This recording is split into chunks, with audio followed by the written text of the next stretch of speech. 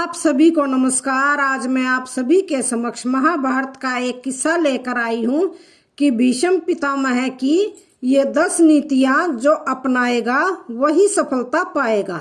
तो श्रवण करते हैं। भीष्म ने युद्ध के पहले और बाद में बहुत ही महत्वपूर्ण बातें कही थी। ऐसी कई बातें थी जिसे उन्होंने धृतराष्ट्र, दुर्योधन, कृष्ण, अर्जुन और युधिष्ठिर से कही थी। शैया पर लेटे भीष्म ने युधिष्ठिर को संबोधित करके सभी को उपदेश दिया। उनके उपदेशों में राजनीति, नीति, जीवन और धर्म की गूढ़ बातें थी। तो आइए जानते हैं कि भीष्म ने क्या कहा था। नंबर 1, ऐसे वचन बोलो जो दूसरों को प्यारे लगे। दूसरों को बुरा भला कहना, दूसरों की निंदा करना, बुरे वचन बोलना, यह सब त्यागने के योग्य हैं। दूसरों का अपमान करना, अहंकार और दंभ, यह अवगुण है। नंबर 2, सुख 2 प्रकार के मनुष्यों को मिलता है। उनको जो सबसे अधिक मूर्ख है, दूसरे उनको जिन्होंने बुद्धि के प्रकाश में तत्व को देख लिया है। जो लोग बीच में लटक रहे हैं वे दुखी रहते हैं। नंबर 3, त्याग के बिना कुछ भी प्राप्त नहीं होता है। त्याग के बिना परम आदर्श की सिद्धि नहीं होती। त्याग के बिना मनुष्य भय से मुक्त नहीं हो सकता। त्याग की सहायता से मनुष्य को हर प्रकार का सुख प्राप्त हो जाता है। नंबर 4, सनातन काल से जब जब किसी ने स्त्री का अपमान किया है उसका निश्चित ही विनाश हुआ है।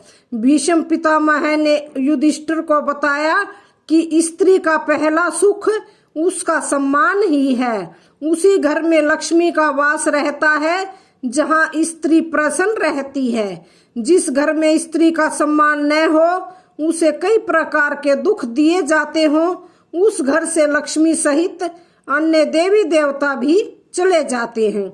नंबर 5, जो पुरुष अपने भविष्य पर अधिकार रखता है, दूसरों की कठपुतली नहीं बनता, जो समय अनुकूल तुरंत विचार कर लेता है और उस पर आचरण करता है, वह पुरुष सुख को प्राप्त करता है। आलस्य मनुष्य को नष्ट कर देता है।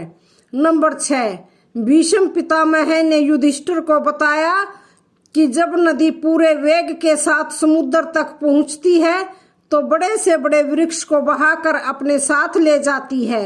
एक बार समुद्र ने नदी से पूछा कि तुम्हारा जल प्रवाह इतना तेज और शक्तिशाली है कि उसमें बड़े से बड़ा पेड़ बह जाता है, लेकिन ऐसा क्या है कि छोटी घास, कोमल बेल और नरम पौधों को बहाकर नहीं ला पाती। नदी ने कहा कि जब मेरे जल का बहाव आता है तो बेलें अपने आप झुक जाती हैं, किंतु पेड़ अपनी कठोरता के कारण यह नहीं कर पाते हैं, इसलिए मेरा प्रवाह उन्हें उखाड़ कर बहा ले जाता है।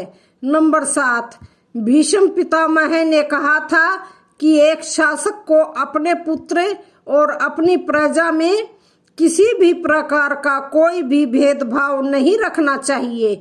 ये शासन में अडिगता और प्रजा को समृद्धि प्रदान करता है।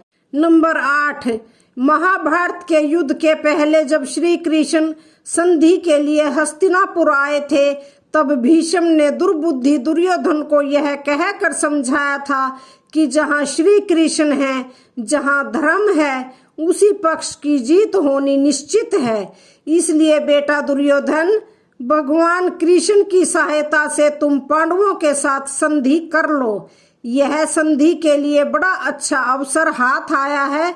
व्यक्ति को सदा धर्म की ओर ही रहना चाहिए। नंबर 9, भगवान श्री कृष्ण की तरह भीष्म पितामह ने भी कहा था कि परिवर्तन इस संसार का अटल नियम है और सबको इसे स्वीकारना ही पड़ता है, क्योंकि कोई भी इसे नहीं बदल सकता।